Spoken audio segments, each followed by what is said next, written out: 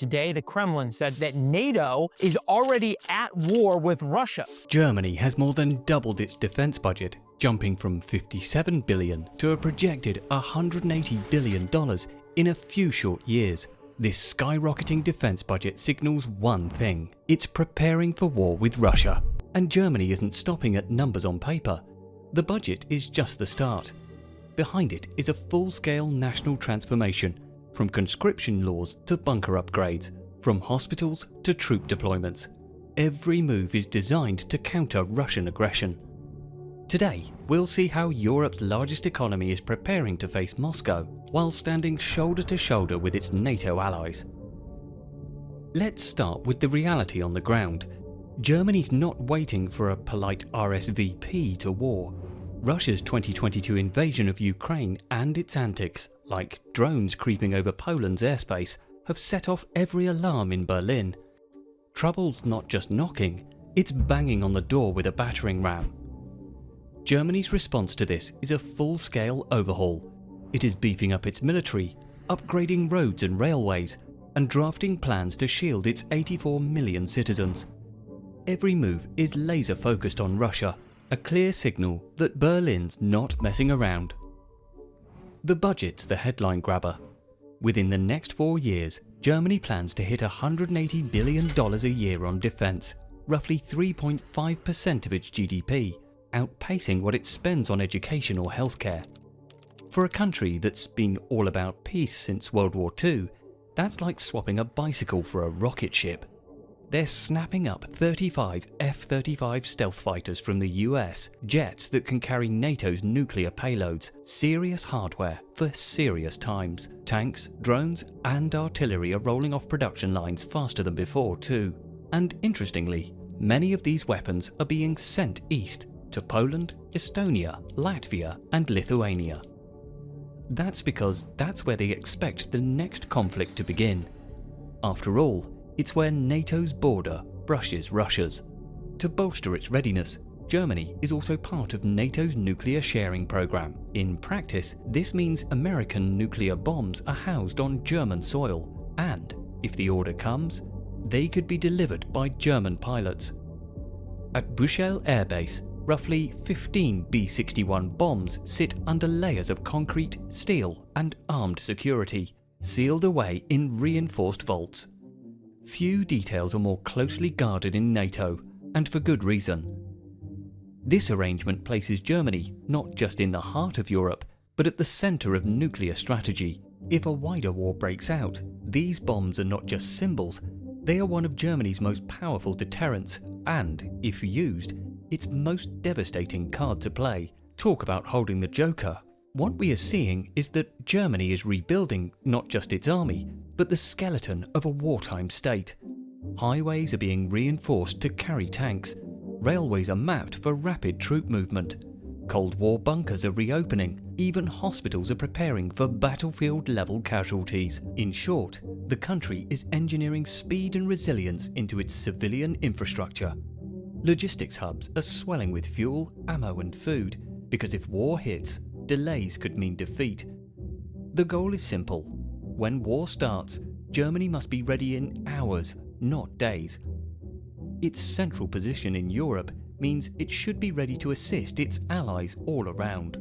But geography cuts both ways. Germany sits right in NATO's middle, which makes it a hub for troop movement and logistics, but also a prime target. If a major war breaks out, roads, bridges, ports and rail lines across the country would be among the first things under threat. A single missile strike on a key rail junction could paralyze supply chains for days. And it's not just theoretical. Russia's war in Ukraine has shown how fast power grids, telecom networks and water systems can collapse under attack. That's why Germany's engineers aren't just reinforcing concrete, they're burying cables, shielding data centers and running blackout drills in cities that haven't seen sirens since the Cold War. The people are part of this movement too. Starting in July 2027, every young man will have to register for possible military service. It is not full conscription yet, but it is a step in that direction. Policy is moving fast as well. Germany is running joint military exercises with Poland, Lithuania and Finland. practicing fast responses to Russian threats. Intelligence sharing is stronger than ever, tracking Russia's troop movements, satellite launches, and naval activity. The Bundeswehr, Germany's unified armed forces, is making rapid response units that can deploy within 48 hours. Special forces are training for sabotage, infiltration, and spying behind enemy lines. Even the economy is helping. Defense factories are producing more armored vehicles, artillery shells, and drones. Some civilian factories are actually being turned into military supply centers, so nothing slows down the army. Every part of Germany's economy is now part of the war plan. This isn't just about fighting, it's about shielding Europe's core. Germany is turning its soldiers, cities, and factories into a wall to stop Russia's aggression before it swallows the continent. But how did we get to this stage? Well, it's all tied to one man's empire dreams and a world that underestimated them. Back in late 2021, while the rest of the world was still caught up in COVID headlines and empty store shelves, a different story was unfolding on satellite feeds.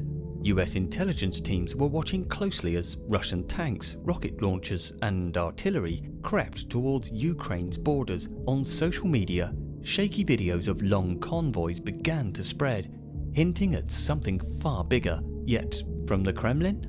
Nothing, not a word. That silence was finally shattered in December when Putin made his move. Russia put forward demands that stunned the West. NATO, it said, must stop all military activity in Eastern Europe and Central Asia. And Ukraine? Ukraine could never, under any condition, join the alliance. That ultimatum wasn't just about Ukraine's future. It was a direct challenge to NATO itself. For Putin, NATO is the real enemy, and he's been itching for this showdown for a while.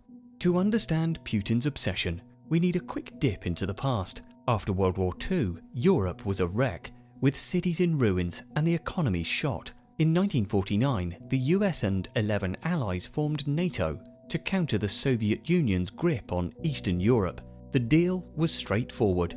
Attack one member, you face them all. That promise, called Article 5, was a lifeline for nations picking up the pieces. Moscow, however, saw something very different. Where the West saw safety, the Soviet Union saw a trap. To Russian leaders, NATO looked like America's way of boxing them in and cutting off their influence. That fear only grew sharper in 1991, when the Soviet Union collapsed into 15 separate countries: Armenia, Azerbaijan, Belarus, Estonia, Georgia, Kazakhstan, Kyrgyzstan, Latvia, Lithuania, Moldova, Russia, Tajikistan, Turkmenistan, Ukraine, and Uzbekistan. The empire was gone, and the Kremlin could only watch as many of these new states ran to NATO for protection.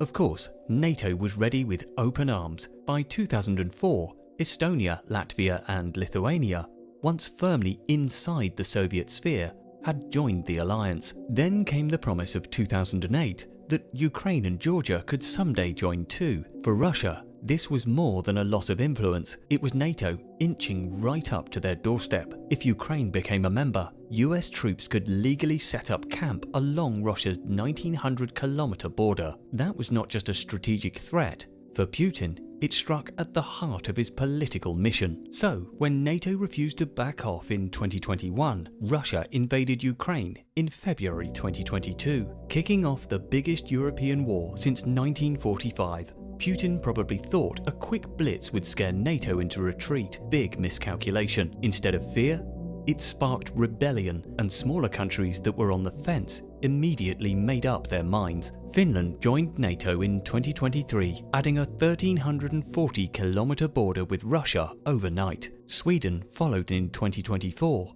locking down the Baltic Sea for NATO. Now, Russia's hemmed in, with only Belarus and a battered Ukraine as non-NATO neighbours in Europe. For Putin, that's not just strategic loss, it's a personal slap, like losing a high-stakes poker game in front of the world, and leaders who thrive on power don't take humiliation lightly.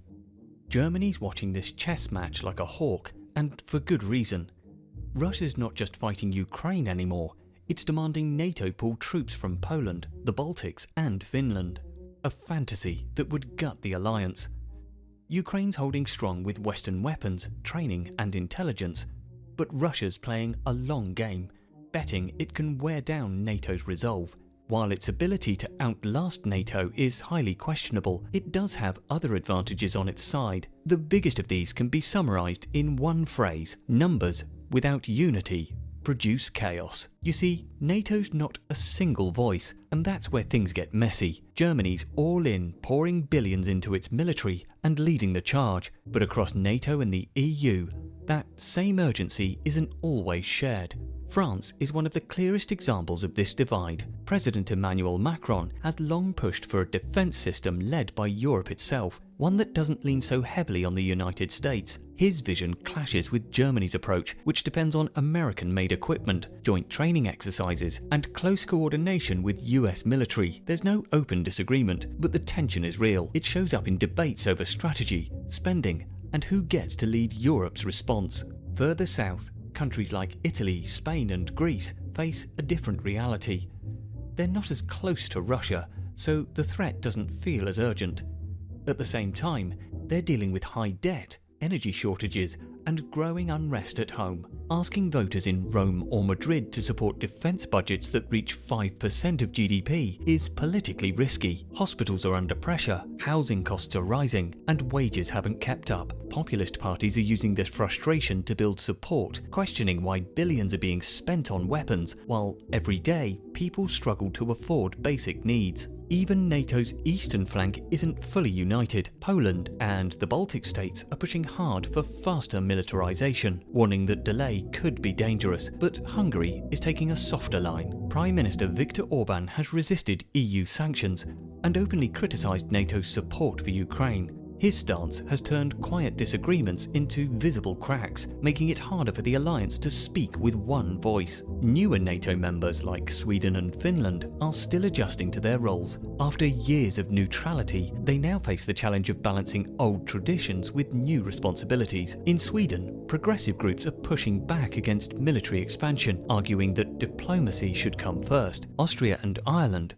remain officially neutral. They support Ukraine in quiet ways, but they're not part of the big defense plans Germany is building around. This uneven mix of priorities is Germany's real test. Berlin may be ready to lead NATO's military efforts, but it can't move the alliance alone. Every major decision requires full agreement, and even one country can slow things down. In a world where threats shift quickly, waiting for 31 governments to agree isn't just slow, it's risky. While NATO wrestles with these divides, Russia is moving full speed ahead, turning its war machine into a bigger threat by the day.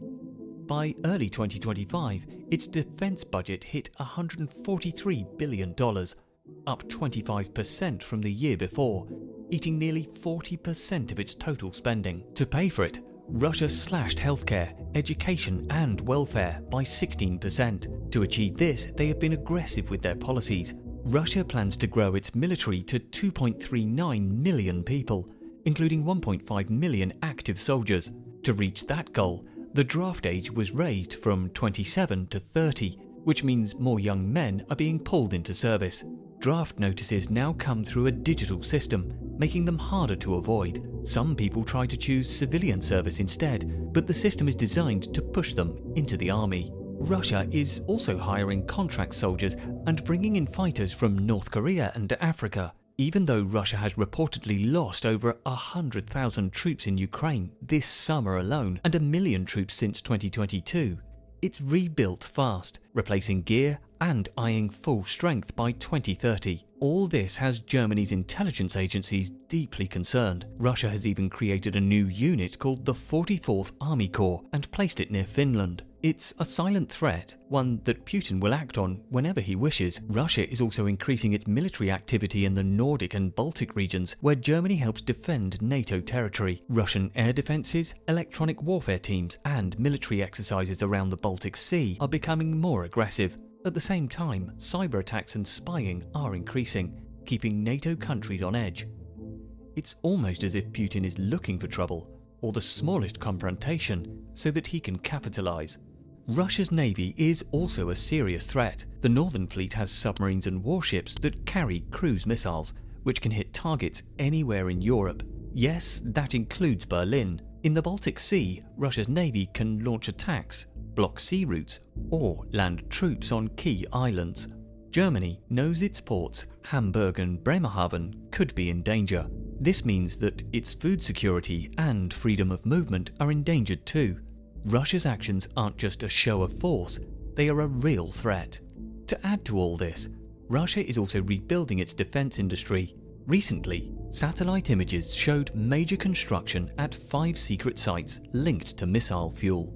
These sites have been quiet for years, but now they are active again. What that tells you is that Russia is reopening old Soviet missile factories and building new ones.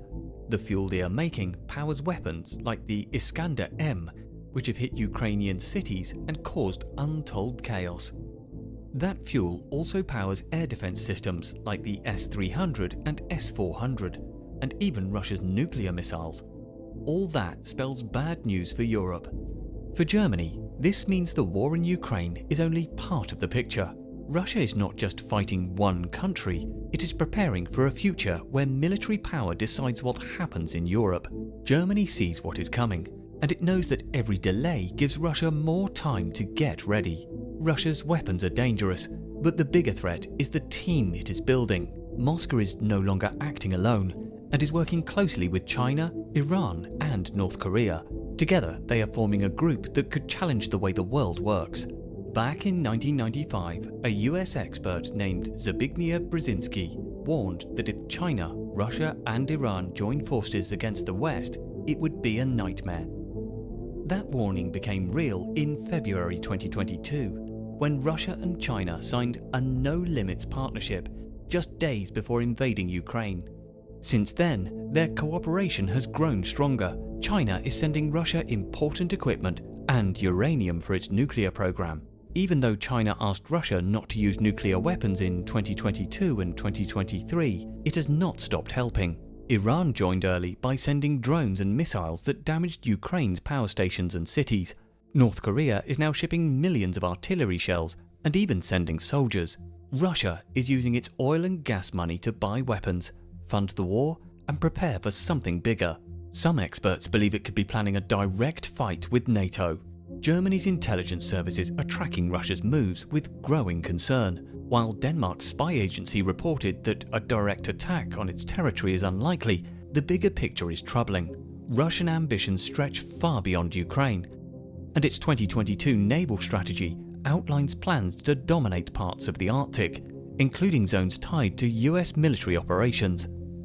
As ice melts in Greenland, rare minerals are being uncovered, materials critical for the building of advanced weapons, electronics, and missile systems.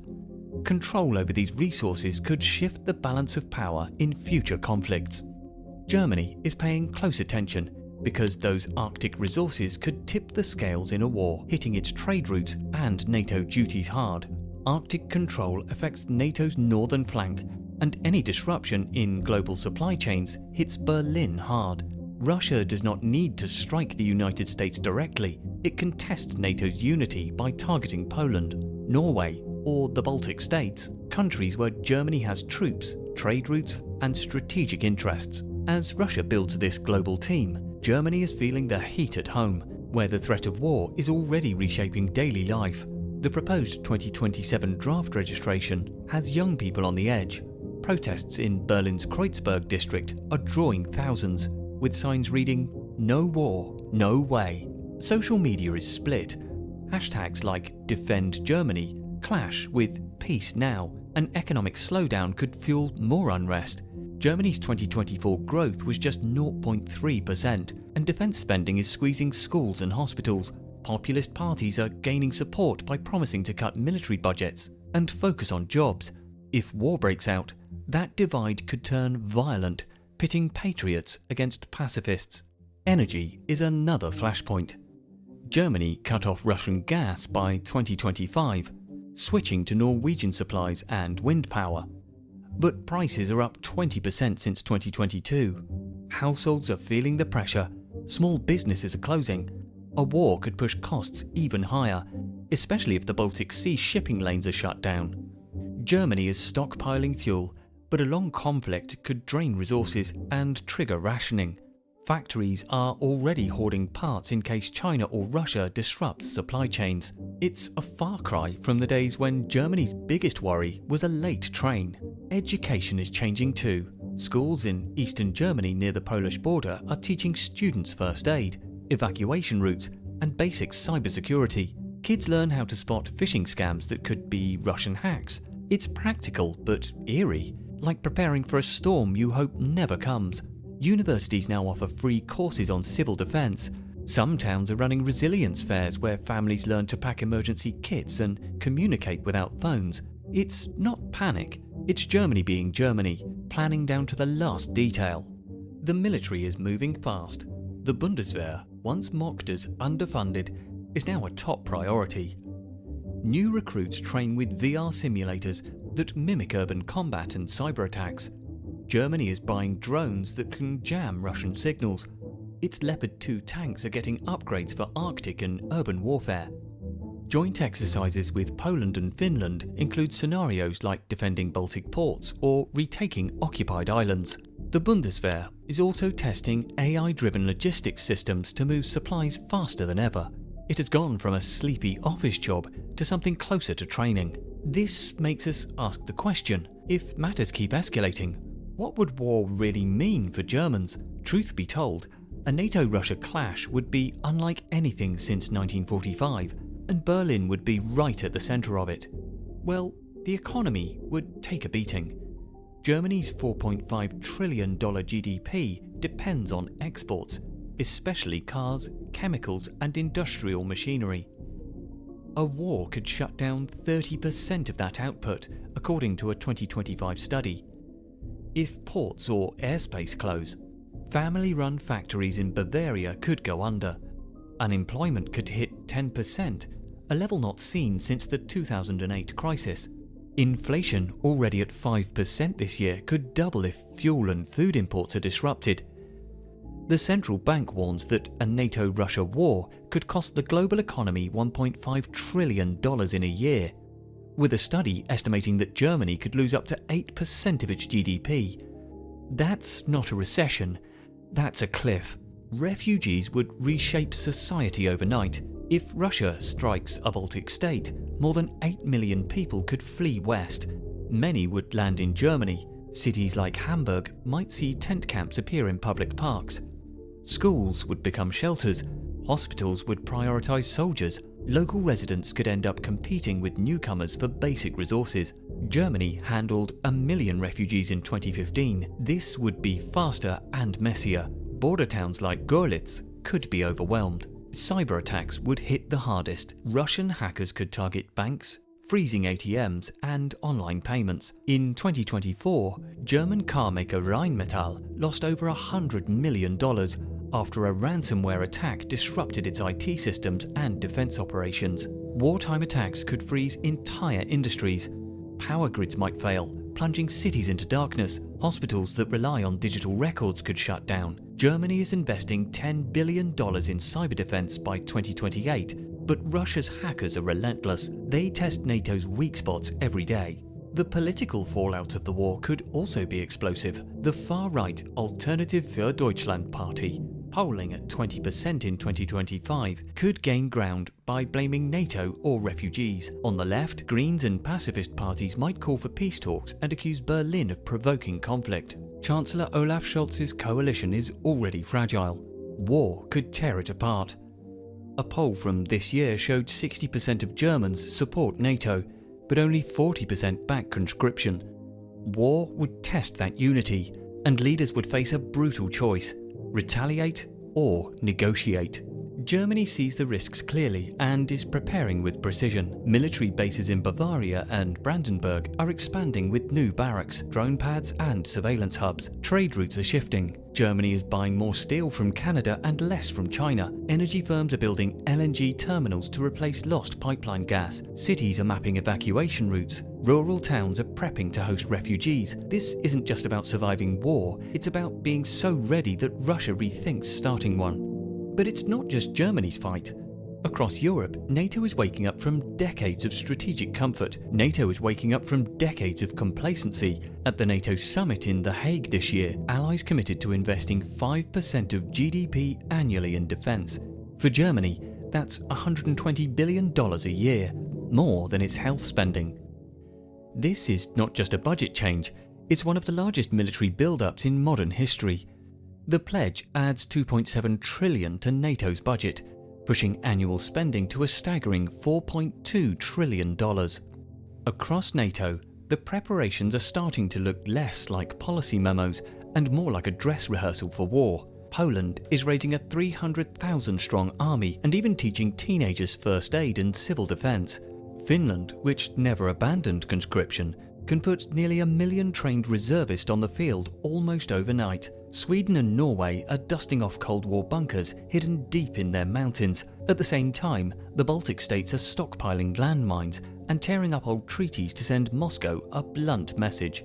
The EU, in its polite Brussels way, has urged every citizen to keep 72 hours of emergency supplies. Officially, it's for resilience. Unofficially, it's Europe saying, better have your go bag ready. And Germany? It is playing doctor for the alliance, refitting its hospitals to treat battlefield injuries and positioning itself as NATO's medical hub. It is ready to receive waves of wounded soldiers from across the continent if things go south. The United States is deploying more troops to Poland. The UK is sending warships to the Baltic Sea. France, despite its focus on the EU, is training with Germany on cyber defence. Even Japan is joining NATO drills in the Pacific. In February 2025, Japan's Navy joined America and French carriers for an 11-day drill near the Philippines. France has not deployed to the Pacific since the 1960s, so their doing so shows the urgency of the matter. The threat from Russia is global now. All this is because the warnings from analysts are sharper than ever. If Russia is not stopped, they say, a wider war could break out in the not-so-distant future. But all this preparation comes with a catch, one that could turn Germany's strength into a new kind of risk. The very build-up meant to protect Europe could also unsettle it. History shows that when one side arms up in the name of defence, the other often sees provocation. That is the security dilemma in action. Moscow could respond by accelerating its own build-up, pushing the cycle forward. Even within NATO, some allies might eye Germany's assertiveness nervously, haunted by echoes of the past or wary of shifting balances.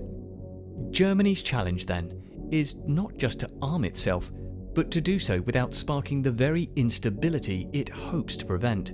That means pairing tanks and missiles with diplomacy, transparency, and constant reassurance to allies. Berlin will need to show strength without swagger, readiness without recklessness, and determination without paranoia. However, diplomacy has so far offered little relief. In February this year, Donald Trump and Vladimir Putin spoke for 90 minutes. More calls followed in March and May, but nothing changed.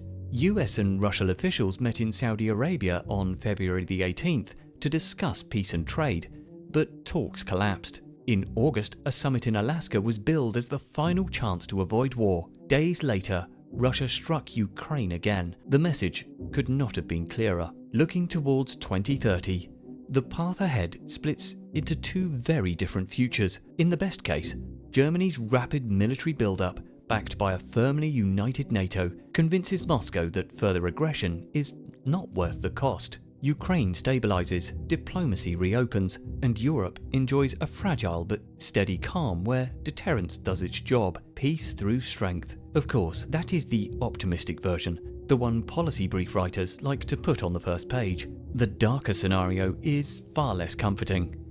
If Russia doubles down, grabbing more territory, or even striking NATO's soil, Europe could be dragged into a grinding conflict with consequences not seen since the 1940s. Cyber attacks could knock out power grids, ports and supply chains. Refugee flows could dwarf past crises. Germany, sitting in NATO's centre, would instantly become both a frontline state and a logistics hub, carrying a burden that would shake its economy, politics and society to the core. the shockwaves would not stop at Europe's borders. Global trade, finance and political stability would all be caught in the fallout. Germany is not stumbling blindly towards conflict, it is sprinting to be ready for one. In an era where old rules are collapsing and new rivalries are taking shape, Berlin is no longer just Europe's economic engine, it is a frontline guardian of NATO's future. The real question is not whether Germany is prepared for what lies ahead, it is whether the rest of the world is.